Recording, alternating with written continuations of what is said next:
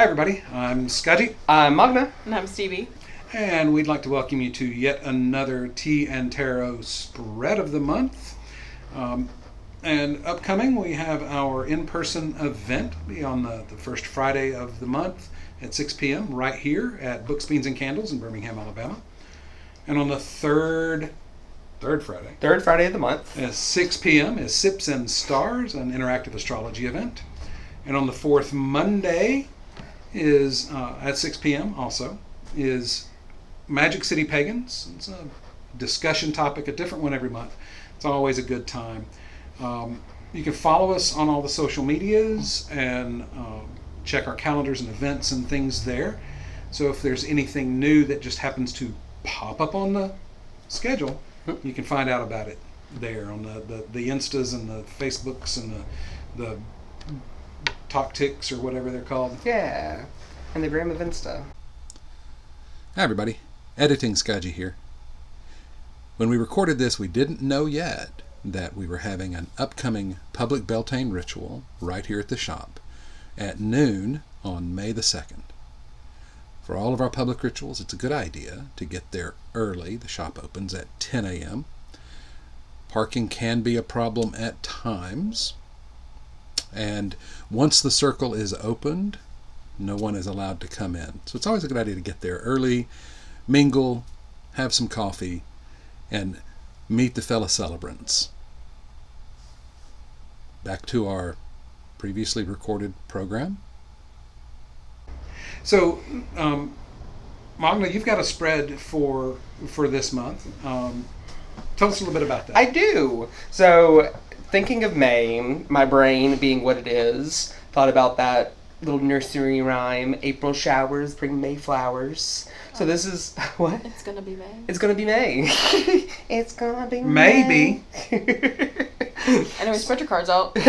So this was a nice little 4-card spread that I came up with that really helps show things in life that we need to work on and challenges that may come up through this time. So we have card number 1, which will be the seed that we... Oh no. The seed that we want to grow and nurture and... What's reversed? Bring about with the blessed rains. There's plenty of rains in that card. And then we have the rain itself. This is what is nourishing those seeds that we want to see grow at this time. Then we have the hail, potential challenges that we have during this time. Lots of those, it seems.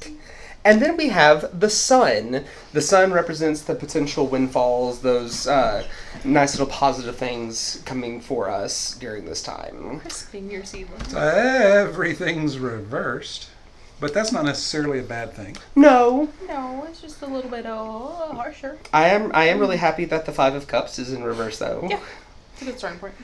Like, we want to be able to move past these trying times that are happening in our lives. Or maybe it's the thing we want to grow is a recognition and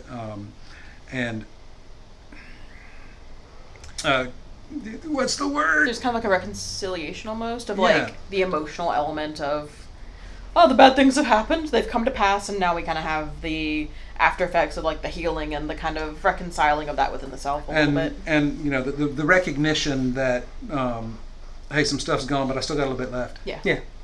Oh no, the vampire spilled his blood.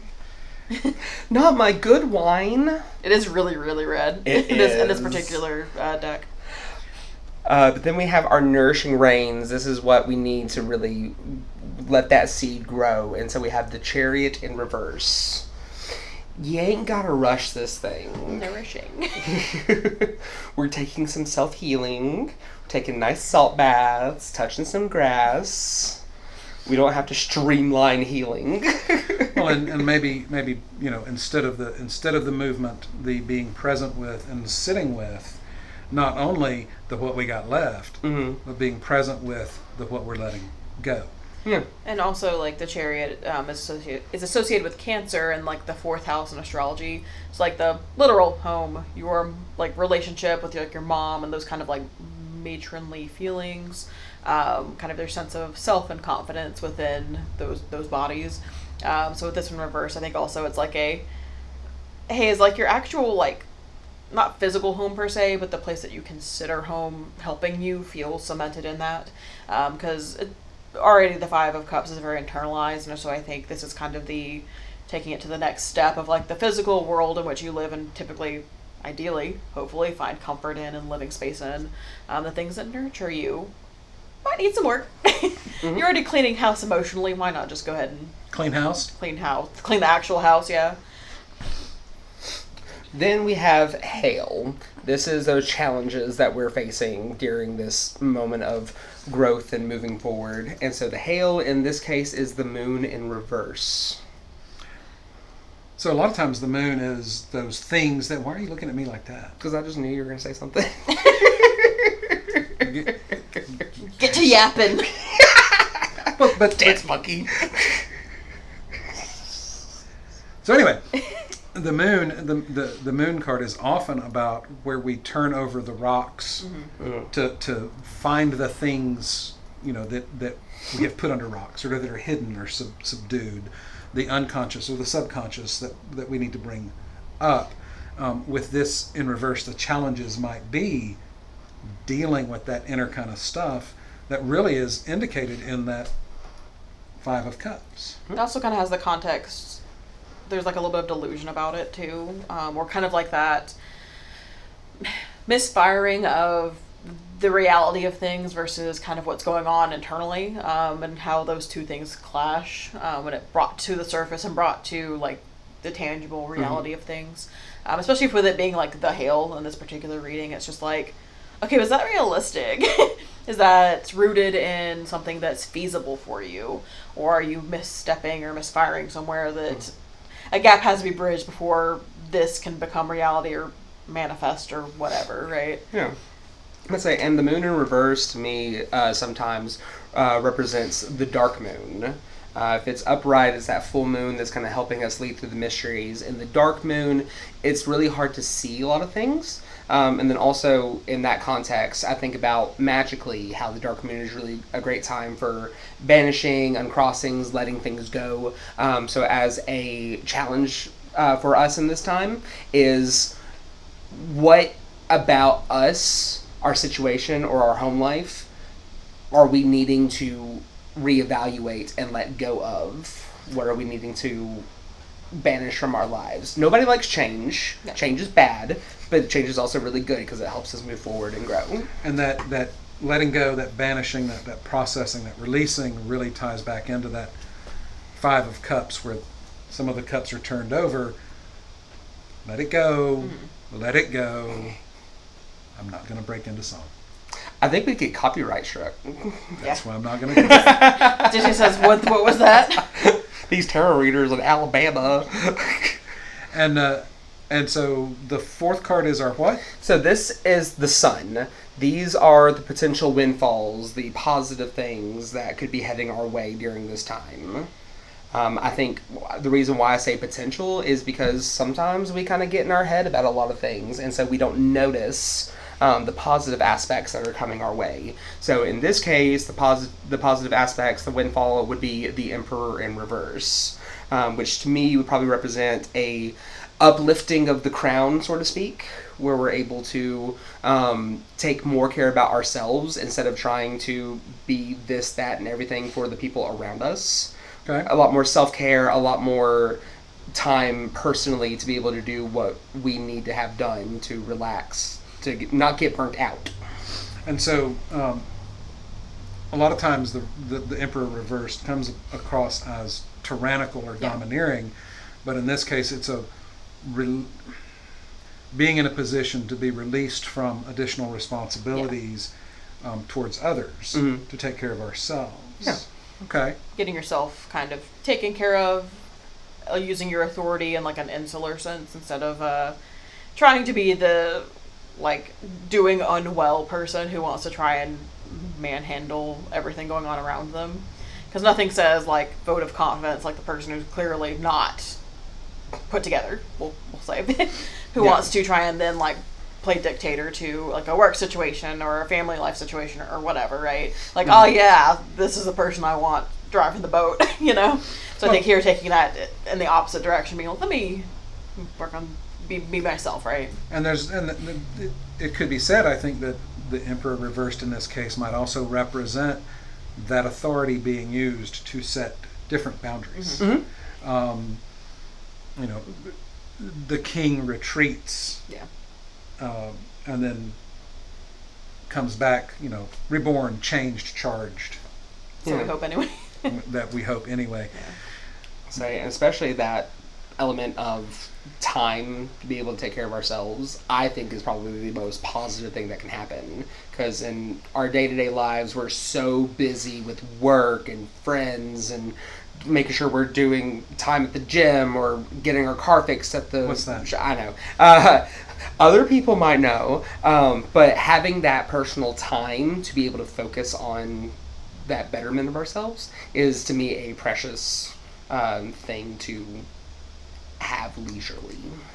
And I think also that with the emperor in reverse, we think of the emperors as big things, right? But all of that self-care stuff doesn't have to be big things. It can be little things that we do along the way. Start with folding your laundry the same day you wash it. There's this What? There's this YouTuber that I'll send to Scotchy so he can put the info in if he wants to, who was talking about, and it's based off of different philosophies that she was talking about, where in the current modern age we lose a lot of ritual and kind of have replaced it with the endless grind of self-betterment and self-care in a very capitalistic power gains grinding kind of way.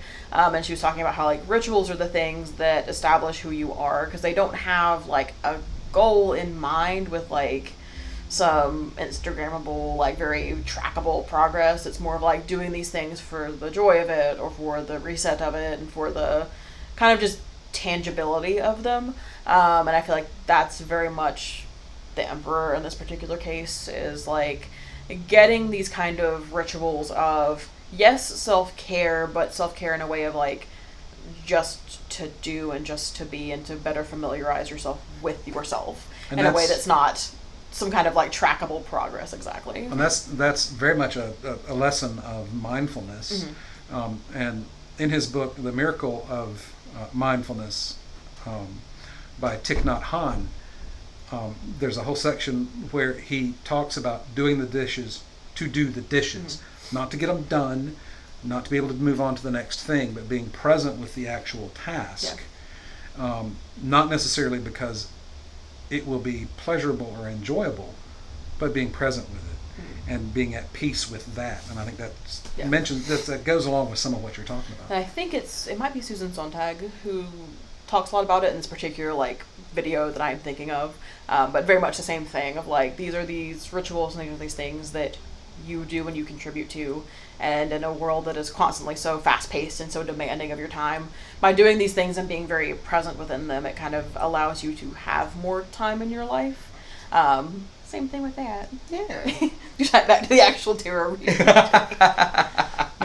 And I think this is a really, really nice, concise little spread. Thank you, Mogna. Thank you.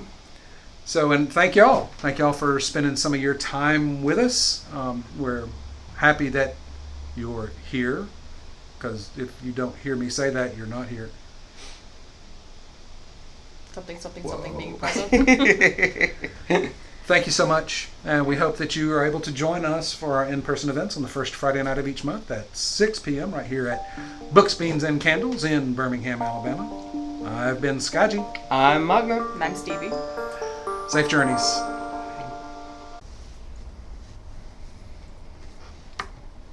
I'm not pretty enough for this video.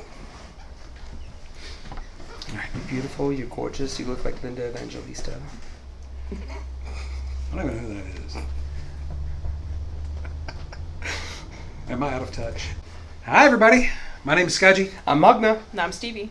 And welcome to yet another TN Tarot Card of the Month video. Card of the month? Card of the Month. Didn't we just do that? Yeah. Spread of the month. Spread. All right, fine. Uncomfortable silence. There's a cat. Scorpio. Oh god. Oh god, it's getting closer. Stevie, help.